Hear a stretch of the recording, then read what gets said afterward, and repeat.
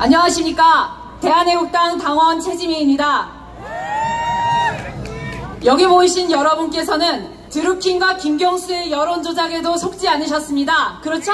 네. 또는 속으셨더라도 그 사실을 인지하고 모인 분들입니다. 그렇죠? 네. 그런데 이런 분들이 이 드루킹 김경수의 여론조작보다 더 하수인 여론 호도에 속는다면 말이 되겠습니까? 안 됩니다. 그렇죠. 절대 말이 되지 않습니다. 그래서 이 부분에 대해 새삼 되짚어보고자 마이크를 잡고 말씀을 드리게 되었습니다. 지금 드루킹 특검, 문재인 특검 말이 많습니다. 근데 이 드루킹과 김경수의 여론조작은 총 4단계로 이루어졌다는 그 스토리를 알지 않으면 안 됩니다. 첫째, 여론조작을 했다. 두 번째, 그걸로 촛불 선동을 했다. 세 번째, 그 촛불 선동으로 사기 탄핵을 이루었다. 마지막 네 번째, 사기 탄핵해서 박근혜 대통령 끌어내렸으니 가짜 대선을 했다. 그래서 문재인 씨가 저 청와대에 들어간 것이 아닙니까? 그런데 이 여론조작에 대한 진실을 밝힌답시고 이 2절과 3절을 빼고 여론조작과 가짜 대선에 대해서만 논한다. 말이 되겠습니까?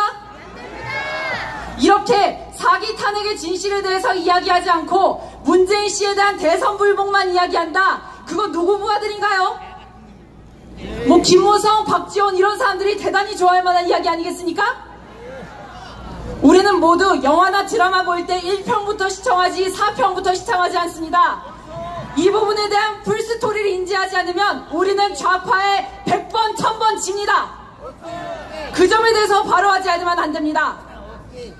지난 목요일 저녁에 박근혜 대통령으로부터 옥중에 계신 대통령께서 최초로 메시지를 던진 방송이 보도됐습니다.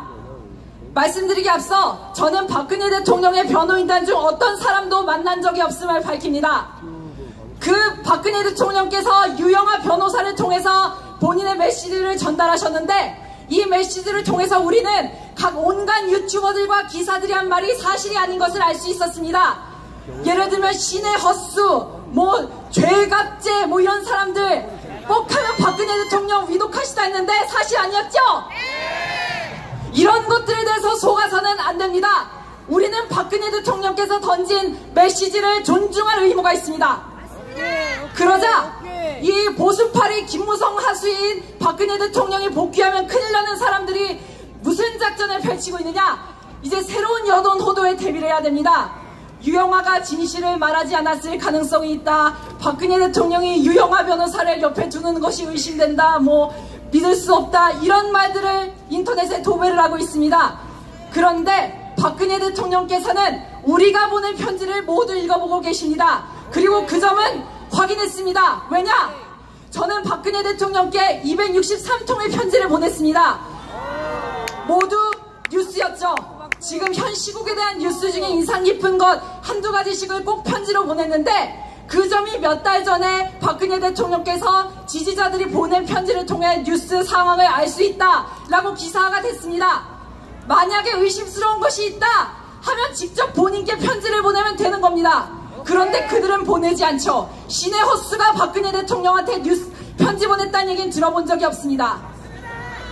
그렇기 때문에 여기 계신 분들께서는 이러한 드루킹의 발끝에도 못 미치는 아주 허접한 여론 호도에 속으셔서는 안 된다는 말씀을 전해드리고 싶습니다. 왜 이런 하급의 여론 호도가 판을 치느냐? 자유한국당 전당대회 때문일 겁니다. 여기서 극소수지만 자유한국당에 데려가기 위해서 돌아다니시는 분들이 소수 계십니다. 이 지하에도 계시죠. 그러면서 대한애국당 서명인 것처럼 꾸며서 자유한국당으로 개인정보를 빼내기 위한 시도인지 모르겠습니다.만 자꾸 개인정보를 적어달라고 하는 사람들이 돌아다닙니다. 항상 말씀드립니다. 대한애국당의 유사품에 주의하시기 바랍니다. 감사합니다.